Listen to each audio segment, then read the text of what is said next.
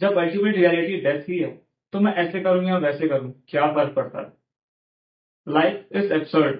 Life का खुद का कुछ मीनिंग नहीं है, हम उसमें मीनिंग इम्पोज़ करते हैं। लाइफ बेतुकी है। कुछ इन्हीं आइडियाज़ की बात करते हैं अल्बेर कामू अपनी इस बुक द आउटसाइडर में। ये बुक ओरिजिनली फ्रेंच में लिखी गई थी, तो इसका जो इंग्लिश ट्रांसलेटेड वर्जन है, तो उसमें कहीं आप इस बुक को द आउटसाइडर के नेम से देखेंगे या कहीं पे द स्ट्रेंजर भी लिखा है, पर दोनों हैं एक ही। ये जो बुक है, इसमें अल्बेर कामू बात करते हैं एब्सर्डिटी की। अल्बेर कामू इस बुक के प्रोटैगनिस्ट मर्सॉ के थ्रू दिखाते हैं कि एब्सर्डिज्म अगर पोर्ट्रे होगी किसी की लाइफ में, तो वो कैसे दिखेगी। इस बुक की शुरुआत ही होती है एक काफी अनकॉमन लाइन से, जो कि हमें, अगर हम में से कोई भी आज पढ़ेगा उसे, तो वो रुक जाए। वो इतनी जल्दी उसे डाइजेस्ट नहीं कर सकता या आगे स्किप नहीं कर सकता या आगे नहीं बढ़ सकता उसे पढ़ने के बाद। वो लाइन कुछ ऐसी है, माई मॉम डाइड टुडे और may be yesterday, I don't know. अब इस लाइन को पढ़ने के बाद लगेगा कि किसी की मदर की डेथ हुई और उसे यही नहीं पता कि आज हुई या कल हुई। ये कैसे पॉसिबल? तो इस बुक की शुरुआत ही एक ऐसी अनकॉमन लाइन से होती है, जो कि चैलेंज करती है हमारी सोसाइटी के जो नॉर्मल बिहेवियर हम बना देते हैं उसे ही। उसके आगे मर्सो फ्यूनरल में जाता है अपनी मदर के, फिर वहां से आने के बाद वो अपनी गर्लफ्रेंड मैरी के साथ टाइम स्पेंड करता है। फिर उसके बाद उसका जो दोस्त है रेमंड, उसको वो हेल्प करता है एक लेटर लिखने में, और उसके ही अराउंड कुछ स्टोरी है वो होती है। Essere il tono della lettera, ma non sono capace di scriverla. È per questo che ho pensato a lei per buttarla giù. Le dispiacerebbe scrivermela subito? No.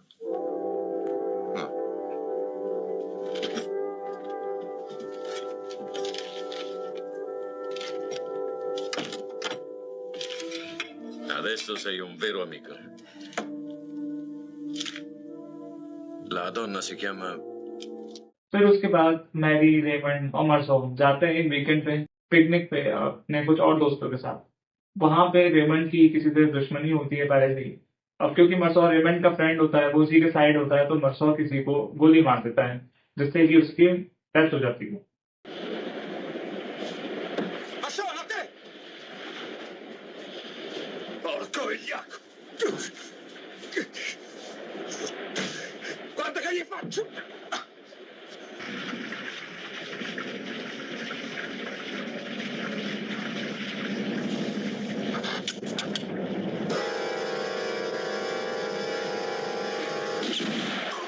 Mi sono scrollato via il sudore e il sole. Ho capito che avevo distrutto l'equilibrio del giorno, lo straordinario silenzio di quella spiaggia. Allora ho sparato ancora.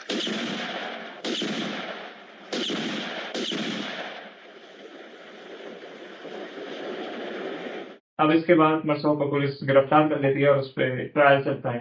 तो ये है events का timeline, जो कि इस book में अगर आप पढ़ोगे तो आपको जानने को मिलेगा। ये मैंने रेफरेंस के लिए आपको बता दिया है। बट अब ये सारे के सारे इवेंट्स जो हैं, इस पूरे इवेंट में मर्सो ऐसे दिखाया जाता है कि जैसे कि अगर एब्सर्डिज्म किसी की लाइफ में दिखी है, तो वो कैसे दिखेगी। इन इवेंट्स के थ्रू वही पोर्ट्रे करा है कामू ने। काफी अच्छा पोर्ट्रे करा है। आप पढ़ोगे तो आपको वो चीज खुद फील होगी कि अरे, ये मतलब क्या, कैसे कर दिया इसने, ये इतनी नॉर्मली कैसे बोल दी ये चीज, वो क्या सोच रहा है। जैसे कि अगर मैं बात करूँ तो जब मर्सो फ्यूनरल में जाता है अपनी मदर के, तब वहां पे एक इंसिडेंट होता है कि उससे पूछा जाता है कि आप आखिरी बार अपनी मदर को देखना चाहोगे, तब मर्सो मना कर देता है। तो इसके थ्रू दिखाया जाता है कि जैसे मर्सो इस चीज को इतना इंपॉर्टेंस नहीं देता है कि जो फीलिंग्स है और इमोशंस है, उसको इतनी इंपॉर्टेंस नहीं देता है। फिर उसके बाद जैसे कि मर्सो और उसकी गर्लफ्रेंड का एक और इंसिडेंट मुझे याद आता है कि जब मर्सो की जो गर्लफ्रेंड है मैरी, जब वो उससे पूछती है कि क्या तुम मुझसे मैरिज करोगे, तब मर्सो बोलता है कि मैंने इसके बारे में तो सोचा नहीं, बट अगर तुम्हें इससे खुशी मिलती है तो मैं कर लूंगा। उससे इससे फर्क नहीं पड़ता है कि वो मैरिज करे या ना करे, उसे इतना फर्क नहीं पड़ता है इन दोनों चीजों से। क्यों? क्योंकि वो ये चीज समझता है कि जब अल्टीमेट रियलिटी डेथ ही है, तो उस डेथ तक पहुंचने का एक रास्ता हो या दूसरा रास्ता हो, उससे फर्क पड़ता है। वो एम्फेसिस करता है इस बात पे कि उसकी एक यूनिक डेस्टिनी ने उसे चुन लिया है, या उसने वो यूनिक डेस्टिनी अपनी बना ली है कुछ डिसीजंस लेके, हर रोज के डिसीजंस लेके। और उससे फर्क कुछ नहीं पड़ता है किसी की दूसरी होगी, औरों की कुछ और होगी, पर उससे क्या फ़र्क पड़ता है? तो जब कुछ फ़र्क ही नहीं पड़ता तो इस चीज़ पे इतनी इम्पोर्टेंस दी क्यों जा रही है? फिर उसके बाद जब ट्रायल चलता है, तब ट्रायल में जो परसों फ्यूनरल में गया था और वहाँ पे वो अपने कुछ इतने इमोशंस शो नहीं कर रहे थे और अपनी फीलिंग शो नहीं करी थी, जो कि हम सब लोग एक्सपेक्ट करते हैं। C'è qualche cosa che l'ha colpito in modo particolare nel comportamento dell'accusato? Sì, la sua calma il giorno del funerale. Intendo dire che mi ha sorpreso che si sia rifiutato di vedere sua madre, che non abbia pianto neanche una volta e se ne sia andato subito dopo la sepoltura senza raccogliersi sulla tomba. उसी का use करके, उसी का हवाला बना के मर्सो को दिखाया जाता है कि वो एक हार्टलेस मैन है और क्रिमिनल माइंडेड है, तो इसी वजह से उसने भी मर्डर कर दिया है। तो उसकी वजह से मर्सो गिल्टी प्रूव हो जाता है और उसे पब्लिक एग्जीक्यूशन के लिए बोल दिया जाता है। अब मर्सो के पास अपील करने के अलावा कोई और चांस नहीं है। अब मर्सो अगर अपील करता है तो उसके पास 2 रास्ते हैं। या तो हो सकता है कि मर्सो की अपील उसके फेवर में जाए या अगेंस्ट में जाए। फेवर में जाती है तो मर्सो बच जाएगा, उसे दोबारा से वो एक आम लाइफ जी पाएगा जैसे कि वो पहले जीता था। लेकिन अगर वो अगेंस्ट में जाती है उसकी अपील, तो उसके बाद मर्सो का पब्लिक एग्जीक्यूशन होगा, गिलोटाइन कर दिया जाएगा उसे। तो जब मरसों का केस चल रहा होता है तो लगभग 12 महीने, 1 साल कुछ बीत जाते हैं, तो वो प्रिज़न में ही रहता है अपने। तो इस बुक में वही दिखाया जाता है कि मरसो क्या सोचता है अपने प्रिज़न में, क्या-क्या उसके पास थॉट्स आते हैं। एक इंसिडेंट और भी आता है इसमें जब मरसो की प्रीस्ट के साथ बात होती है प्रिज़न में, वो काफ़ी अच्छा इंसिडेंट है। लास्ट के ही कुछ 2 चैप्टर्स में है वो बात। उसमें जो मरसो के आइडियाज़ हैं, या कहा जाए जो कामू के आइडियाज़ हैं एब्सर्डिज़्म के ऊपर, वो दिखाए जाते हैं उन दोनों आइडियाज़ में इस बुक में कि कामू कैसे सोचते हैं इस वर्ल्ड को। Sembra che io abbia le mani vuote, ma io sono sicuro di me, sicuro di tutto, della mia vita e di questa morte che sta per venire. Sì, io non ho che questo, ma questa almeno è una verità. Che importa la morte degli altri, l'amore di una madre? Che mi importa del tuo Dio? La vita che ci siamo scelti, il destino che ci meritiamo. Anche gli altri saranno condannati un giorno. Anche tu sarai condannato. Che cosa importa se un uomo accusato d'omicidio è giustiziato perché non ha pianto al funerale di sua madre? Il cane di Salamano valeva quanto sua moglie o quanto Maria che voleva che io la sposassi. हम किन चीज़ों पे values जो हैं वो impose करके बैठे हैं और सोचते हैं कि सारी सोसाइटी को उसी के अकॉर्डिंग काम करना चाहिए। बट असल में वो है कुछ नहीं। Life is meaningless. तो इन्हीं कुछ आइडियाज़ की बात करते हैं। बट एक चीज़ मैं और बताना चाहूँगा कि जब भी मैं कह रहा हूँ कि हम ऐसे करें या वैसे करें, क्या फ़र्क पड़ता है? तो इसका मतलब ये नहीं है कि कामूस में कह रहा हूँ कि कुछ भी उल्टा-सीधा कर लो, क्या फ़र्क पड़ता है? कुछ फ़र्क नहीं पड़ता, ऐसा नहीं है।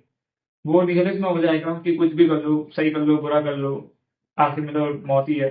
ये चीज़ निहिलिज़्म में आती है, लेकिन कामू जो है, उनका व्यू कुछ अलग है। उनका व्यू ये है कि जब डेथ इनेविटेबल है, जब अल्टीमेट रियलिटी डेथ ही है, तो कॉम्प्रोमाइज़ क्यों करना? कॉम्प्रोमाइज़ हम रोज़ करते हैं ग्रीड की वजह से, पावर की वजह से, ये फ़ियर की वजह से। बट कामू कहते हैं कि इन सब चीज़ों में कॉम्प्रोमाइज़ मत करो। जो हमारा इंट्रिंसिक ह्यूमन बिहेवियर है, जो कि है दूसरों की मदद करना या दूसरों का साथ देना जितना कर सकते हैं, उसको फ़ॉलो करो। बिना और बाकी किसी ग्रीड के चक्कर में मत आओ, क्योंकि तुम कुछ भी कर लो, लास्ट में तो मरोगे ही। तो क्यों अपने आप को इतना कॉम्प्रोमाइज़ करते हो अपनी लाइफ़ के साथ? जो सही काम है वो करो। अब जैसे अगर मैं आपको एग्ज़ाम्पल दूँ कि अगर मान लो कोई छोटा बच्चा है, वो देखता है कि उसके आस-पास किसी डॉग या किसी कैट के कोई चोट लग गई है, तो क्या वो उसकी मदद नहीं करेगा? या आप ऐसे सोच सकते हो कि एक छोटा बच्चा है, उसी के घर में हैंड्स वगैरह हैं या डक हैं या जो भी है, तो क्या वो कभी भी सोचेगा कि इसे मैं काट के खा जाता हूँ, चिकन बनाऊँगा आज तो? ऐसा कभी नहीं सोचेगा, वो उनके साथ खेलेगा। तो ये सब है जो एक ह्यूमन इंट्रिंसिक हमारी एक बिहेवियर है, बट हम लोग उसे अपने स्वार्थ के लिए बिगाड़ देते हैं। तो कानून कहते हैं कि इसका फॉलो करो। कोई बूढ़ा व्यक्ति दिखता है तो आप अपने आप मदद कर देते हो उसकी। तो ये सब है, कानून इनके लिए कह रहे हैं। बट इसमें एक चीज़ है जो जानने वाली है कि कानून जब सही की बात कर रहे हैं तो वो सोसाइटी के द्वारा जो मॉरली राइट और रॉन्ग हम बना देते हैं, वो नहीं है।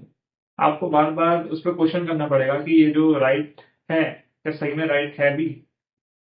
क्योंकि सोसाइटी तो अपने लिए ही चीज़ें बनाती है। सोसाइटी कभी ऐसा कोई रूल नहीं बनाएगी कि वो खुद को ही खत्म कर दे। जैसे कि आप कुछ ही समय में अगर वापस चले जाओ कुछ ही दशकों पहले, तो आप देखोगे कि भारत में भी सती पता चलती थी, यूरोप में भी विच हंटिंग होती थी।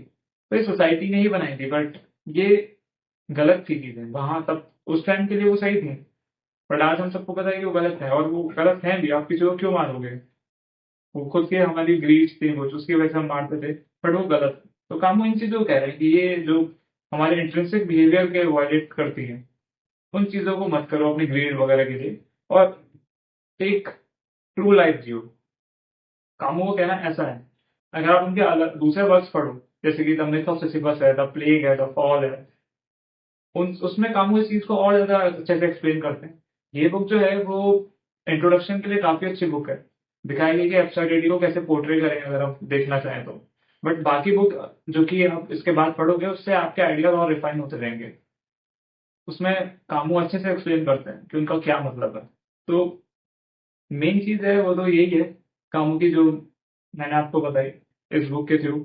और आपने अगर ये बुक पढ़ी है तो आप बताइएगा कि आपको इस बुक के थ्रू क्या जानने को मिला, क्या सीखने को मिला, और क्या ऐसा कुछ अलग है जो अगर आपको लगा हो तो आप कमेंट में बताइएगा, मैं जरूर पढ़ूंगा उसे। बस इतना ही था आज इस बुक के लिए। और आप भी पढ़िएगा अगर आपने ये बुक नहीं पढ़ी है तो। अगर आप एब्सर्डिटी के आइडियाज को एक्सप्लोर करना चाहते हैं तो मुझे लगता है कि कामों के वर्क को यहीं से पढ़ना चाहिए, और उसके बाद और भी वर्क हैं उसमें भी मूव करना चाहिए, क्योंकि ये सिर्फ नहीं बता पाएगी आपको कि क्या है एब्सर्डिटी। सो इतने का इस वीडियो में। Thank you.